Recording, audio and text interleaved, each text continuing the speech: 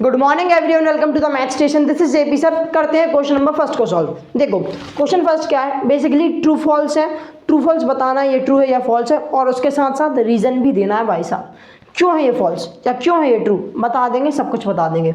मैं सिर्फ true false लिखूंगा, रीजन बोल के बता दूंगा। लिख लेना आराम से, इंग्लिश में एक स्टेटमेंट बोल दूंगा और समझा भी दूंगा। समझाना बहुत ज़रूरी होता है, समझ आ जाएगा, कभी याद करने की ज़रूरत ही नहीं पड़ेगी। चलो पढ़ते हैं क्वेश्चन नंबर फर्स्ट, मतलब फर्स्ट वाला, ठीक है, फर्स्ट का फर्स्ट वाला क्या बोल रहा है। Only one line can pass through a single point. एक सिंगल पॉइंट से सिर्फ और सिर्फ एक लाइन ड्रॉ हो सकती है। तो भाई साहब ये स्टेटमेंट फॉल्स है। क्यों है बताता हूँ। सबसे पहले लिख दो ये फॉल्स है। क्यों है, क्योंकि जैसे मेरे पास एक पॉइंट है, उन्होंने बोला इस एक पॉइंट से सिर्फ एक लाइन ड्रॉ हो सकती है। रियली क्या सच में एक लाइन ड्रॉ हो सकती है? यार मुझे नहीं पता, ड्रॉ करके देख लेता हूँ क्या इस लाइन से कोई दूसरी लाइन पास हो पा रही है, नहीं हो पा रही है। थोड़े नीचे से देखो, इस लाइन को ऐसे रहने दो। थोड़े नीचे से मैंने ट्राई किया कि यहाँ से मैं शुरू करूँ और लाइन को ड्रॉ करना शुरू करूँ, तो यार इस पॉइंट से ये लाइन भी ड्रॉ हो गई। थोड़ी सी तिरछी बनी, लेकिन तुम समझ जाना, ठीक है। एक और ड्रॉ करने का सोचते हैं। यहाँ से लो और यहाँ तक ले जाओ। अरे अच्छा, एक और लाइन ड्रॉ हो गई, मतलब यहाँ तो मैं कितनी लाइन, जितनी चाहूँ उतनी लाइन ड्रॉ कर सकता हूँ। तो ये स्टेटमेंट तो फॉल्स हो गया कि सिर्फ एक लाइन ड्रॉ हो सकती है एक पॉइंट से। इसलिए भाई साहब हमने लग दिया इसको फॉल्स, क्योंकि ये फॉल्स ही है। स्टेटमेंट रीजन लगना है, ठीक है। स्टेटमेंट बता दूंगा, बोलती बताता हूँ। False because infinite line can be pass through a single point. बात समझ आ गई।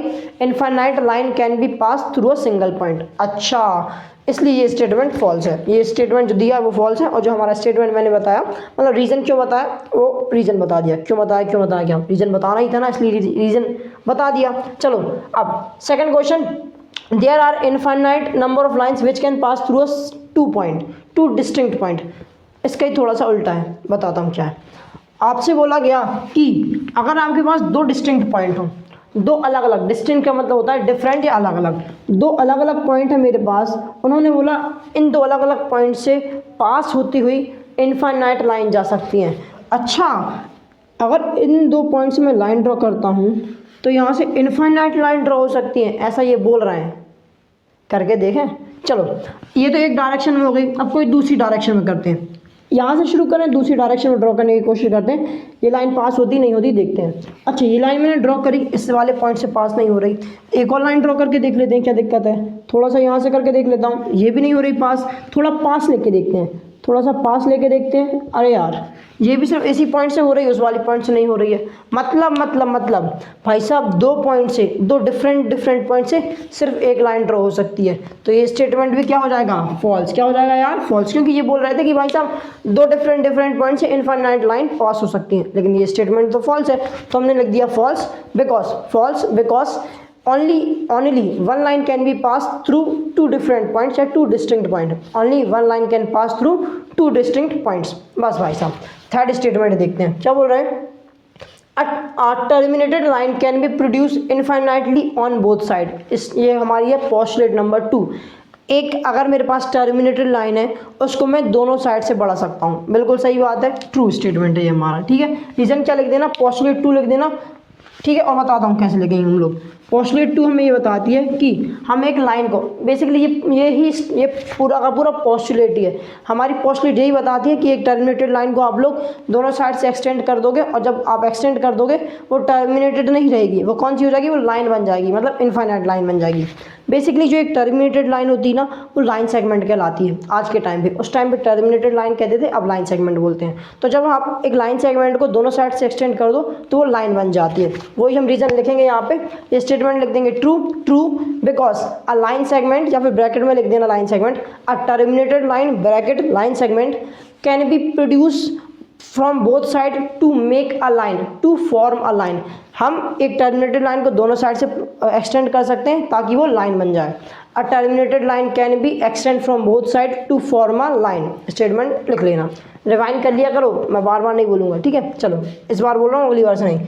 फोर्थ क्या है हमारा, if two circles are equal then their radii are also equal. देखो अगर आपसे बोला गया दो सर्कल हैं आपके पास जो कि साइज में, जो कि बिल्कुल इक्वल है ना, ये थोड़ा आगे पीछे हो गया लेकिन मान लो तुम लोग, ठीक है। दो सर्कल आपस में इक्वल है, तो क्या इनकी रेडियाई इक्वल होगी, मतलब ये बोल रहे हैं अगर दो सर्कल इक्वल है तो इनकी रेडियाई भी इक्वल होगी।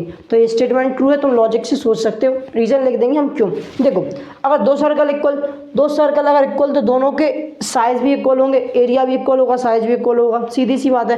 अगर साइज इक्वल तो इनकी रेडियाई भी इक्वल, सीधी सी बात भाई साहब। अगर साइज इक्वल है तो इनकी रेडियाई भी इक्वल होगी, तो इसलिए स्टेटमेंट ट्रू है। रीजन क्या लिखोगे, true because if two circles are equal then their size also equal, therefore their radii are also equals. बस खत्म। अब लास्ट वाला देखते हैं, फिफ्थ वाला हमारा स्टेटमेंट क्या बोल रहा है। अरे स्टेटमेंट नहीं, ये तो सिर्फ एक चीज़ बताइए। A B equals to P Q बोल दिया उन्होंने, बोला ए बी पी क्यू के इक्वल है और पी क्यू एक्स वाई के इक्वल, मतलब ए बी पी क्यू के इक्वल, एक्स वाई भी पी क्यू के इक्वल, तो आपस में ये ए बी और एक्स वाई भी इक्वल होंगी। तो ये स्टेटमेंट ट्रू है। क्यों भाई साहब, हमने पहली एग्जाम क्या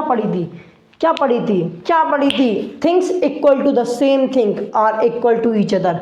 जो चीज़ें ये वाली जो चीज़ें एक पर्टिकुलर थिंग के, जो चीज़ें एक पर्टिकुलर चीज़ के इक्वल हो वो आपस में भी इक्वल होती हैं। तो यही तो इसने बोला है।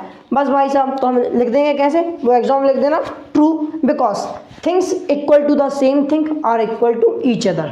बस भाई साहब, वीडियो होती है ख़त्म, मतलब क्वेश्चन फर्स्ट होता है ख़त्म। शायद वीडियो पसंद आई, अगर सच में वीडियो पसंद आई वीडियो को लाइक करो, चैनल सब्सक्राइब करो। मिलते हैं नेक्स्ट वीडियो में, तब तक के लिए bye bye, have a good day.